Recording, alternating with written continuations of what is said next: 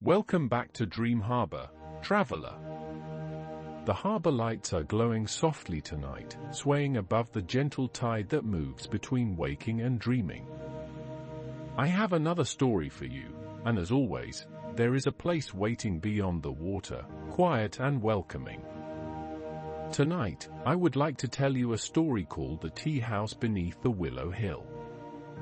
At the foot of a green hill where long willow branches drifted in the breeze like ribbons of silk, there stood a small tea house with wide wooden windows and a roof weathered silver by many seasons of rain. Every morning, before the village stirred awake, warm steam rose from its chimney into the pale dawn sky. The tea house had been there for so long that nobody could remember exactly when it had first appeared. It simply belonged.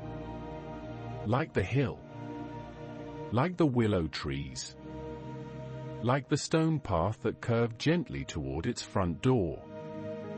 And each morning, before the first kettle sang, its keeper opened the windows to welcome the day. Her name was Mai. She was neither young nor old. She was simply someone who had spent many years listening carefully to quiet things. She listened to water heating in copper kettles. She listened to leaves moving through branches. She listened to distant birds greeting the sunrise. And perhaps most of all, she listened to the peaceful moments between sounds. The tea house itself seemed to appreciate this.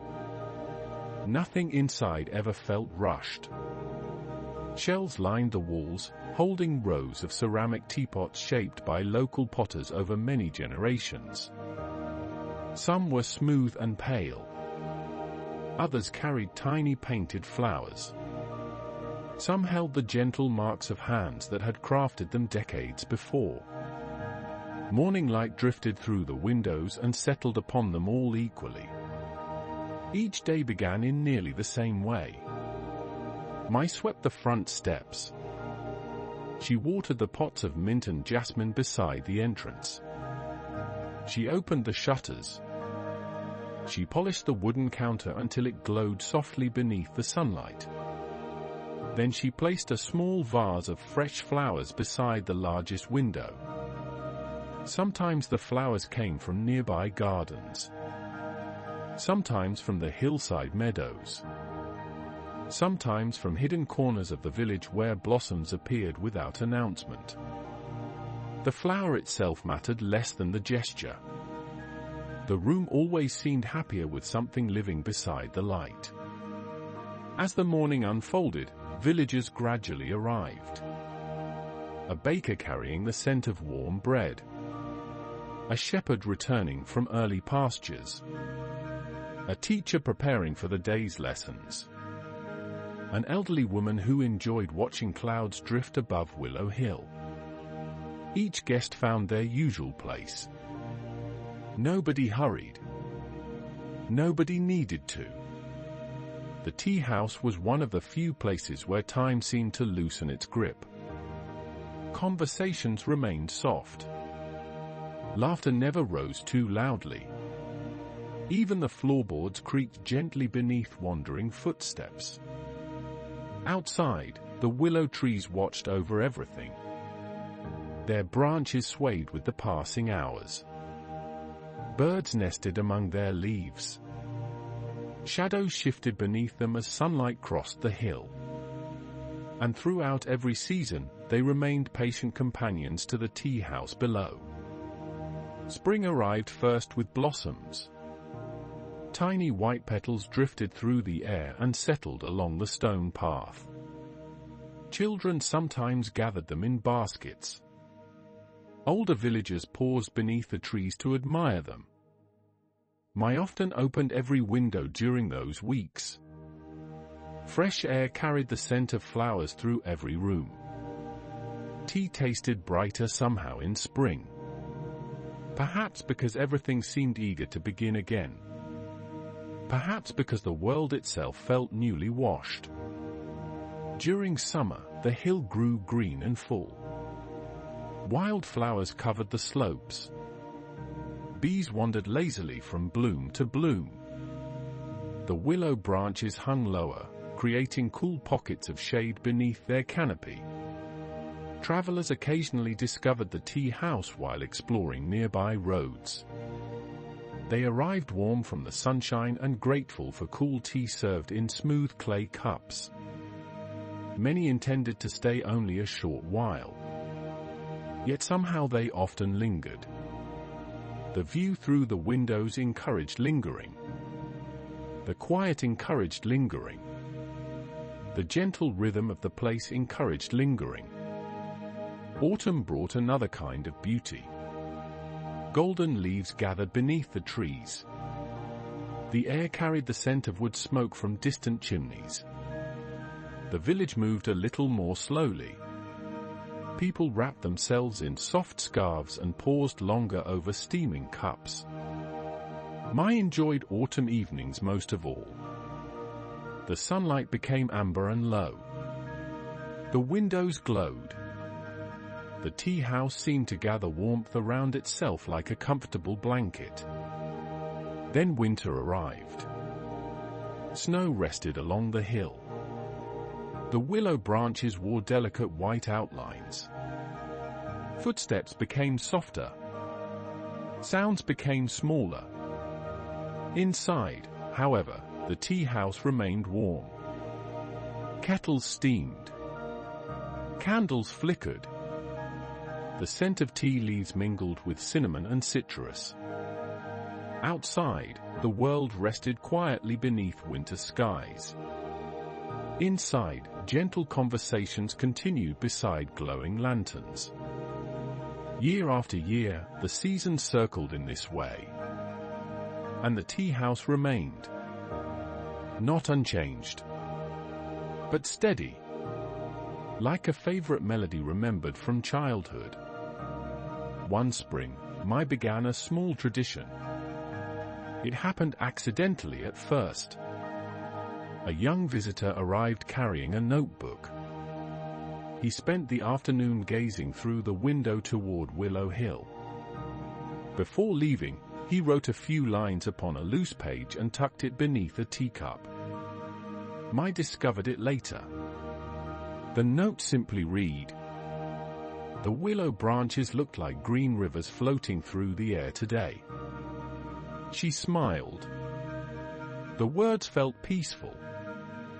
Rather than discarding the note, she placed it inside a wooden box beneath the counter.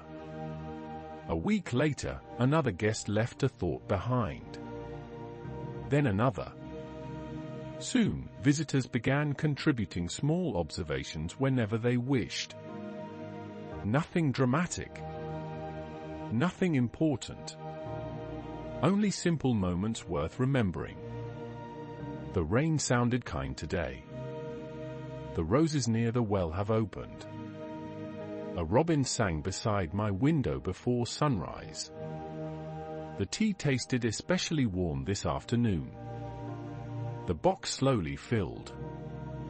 Years passed. Pages accumulated. Some were written carefully. Others hurriedly. Some used elegant handwriting. Others leaned crookedly across the paper.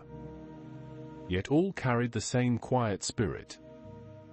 They celebrated ordinary moments. And ordinary moments, I believed, were often the most beautiful. On calm afternoons, she occasionally read a few notes while waiting for water to boil. They reminded her how differently people noticed the world. One guest admired clouds. Another admired shadows. One noticed flowers. Another noticed distant bells. Together, the pages created a portrait of village life composed from countless small observations. Not a history. Not a record. More like a collection of gentle breaths. The tea house became known for this tradition. Visitors called it the box of small wonders. Children enjoyed reading older notes. Elders contributed memories. Travelers left observations from distant places. The box never judged which moments deserved recording. A blossom, a snowfall, a warm loaf of bread, a pleasant breeze. All were welcome. As the years continued, Willow Hill quietly changed, as all places do. New flowers appeared. Older trees grew broader. Stone walls gathered moss. Roofs weathered. Gardens expanded. Yet the feeling remained familiar. The tea house watched over these changes patiently. It never resisted them. It simply welcomed each season as it arrived. One summer evening, after the final guests had departed, Mai carried her tea outside. The hill glowed beneath the setting sun.